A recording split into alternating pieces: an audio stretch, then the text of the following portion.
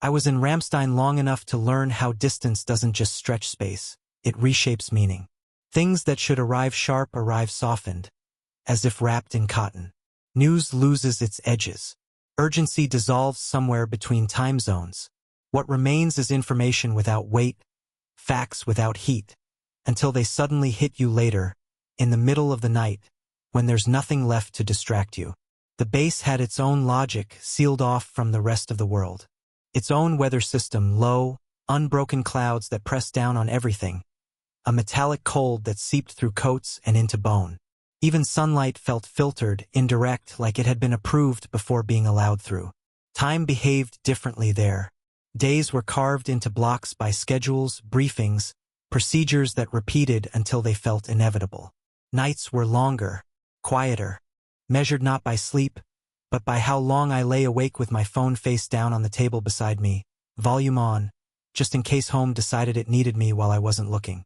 Home felt theoretical from that distance. Familiar but flattened.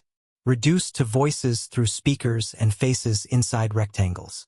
You learn quickly how to live with that kind of separation. You tell yourself it's temporary. You tell yourself everyone is fine unless proven otherwise. The watch had lived most of its life in my grandfather's dresser drawer, tucked beneath neatly folded undershirts, wrapped in a soft cloth that smelled faintly of cedar and something older. Time itself, maybe. When I was a kid, visiting during summers that seemed endless then, he would take it out after dinner and place it carefully on the table between us, as if setting down something that deserved acknowledgement. He would let me wind it, but only after washing my hands. Slow, he'd say, watching closely. Careful. I count the clicks under my breath, afraid of going too fast, afraid of doing it wrong. It doesn't forgive impatience, he told me once, not unkindly. I thought he meant the watch. Years later, I understood he never did. The watch wasn't flashy. No oversized face, no unnecessary shine. It did one thing well. Kept time. Quietly. Reliably. It marked moments whether anyone noticed or not. In my mind, it became inseparable from him. His steadiness, his refusal to rush, the way he believed that most things, done properly, required restraint. I learned it was gone in the most ordinary way possible, which somehow made it worse. I was on a call with my dad, the kind we had learned to perform for each other. Casual. Like updates exchanged like items on a checklist. He told me about work, about a new project that might or might not go anywhere. Asked about the weather in Germany, as if weather could still surprise either of us. Mentioned the dog, now older, slower. Then, seamlessly, he shifted. Your stepsister got a new car, he said, his voice lifting slightly. You should see it. It's beautiful. I pictured it without trying. A clean, glossy shape, new enough to still smell like money and ambition. Something deliberately excessive. I asked how they managed it. The question slipped out before I'd decided whether I wanted to know. He laughed. Not carefree. A little defensive. The kind of laugh that fills space before silence can ask follow-up questions. We moved some things around. I didn't push.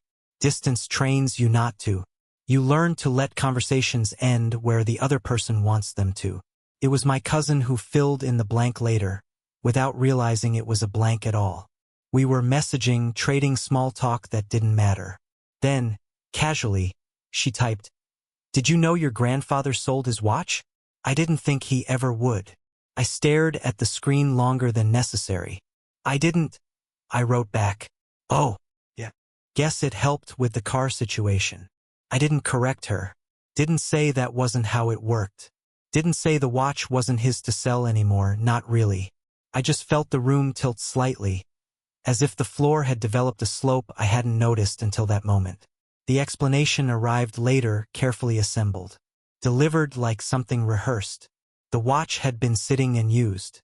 Grandpa didn't need it anymore. What good was an object if it wasn't being worn?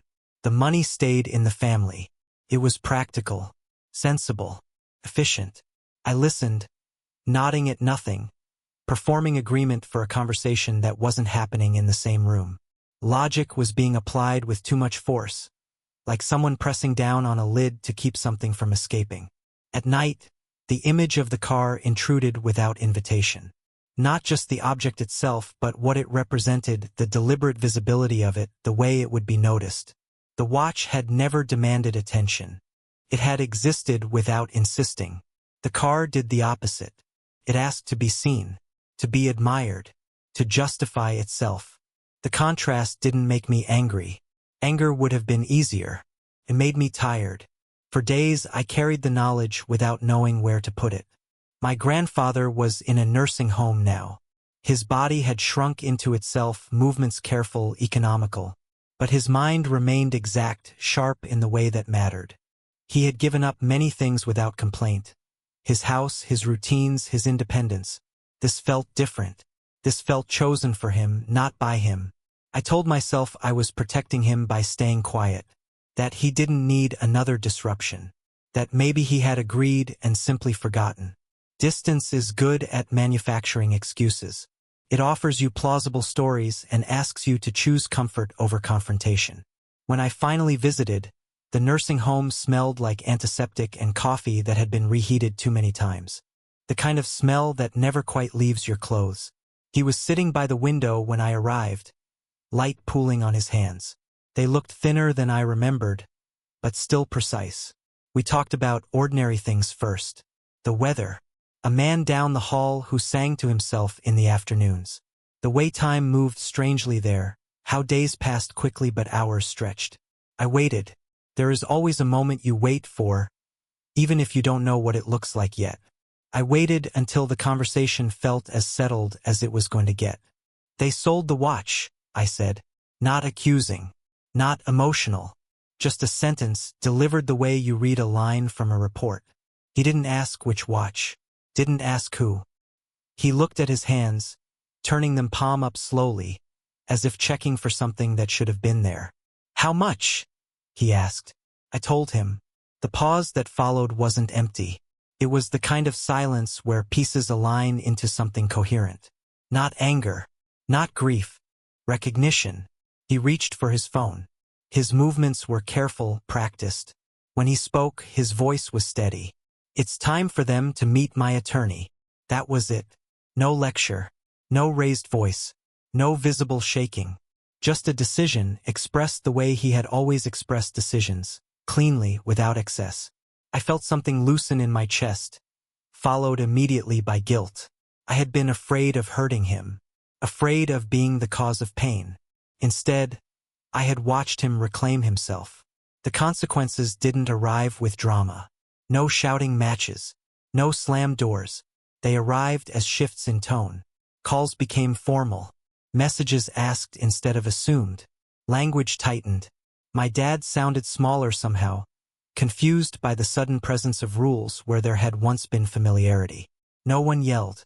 No one apologized. The watch didn't reappear like a magic trick. What changed was the understanding that legacy wasn't sentimental. It was contractual. It had edges. It required consent. From Ramstein, I watched it all with a clarity I hadn't expected. Distance, it turned out, was good for seeing power move. Authority didn't need volume. It didn't need threats. Once invoked, it simply rearranged the room. My grandfather never mentioned the watch again. But sometimes, when I visited, he would tap the face of his phone and smile slightly, as if amused by time keeping up with him for once. There was no victory speech, no sense of revenge, just a line redrawn, calm, professional, and the quiet understanding that love did not require surrender. When I left, the base clock read exactly on time. I checked it anyway. Old habits die slowly.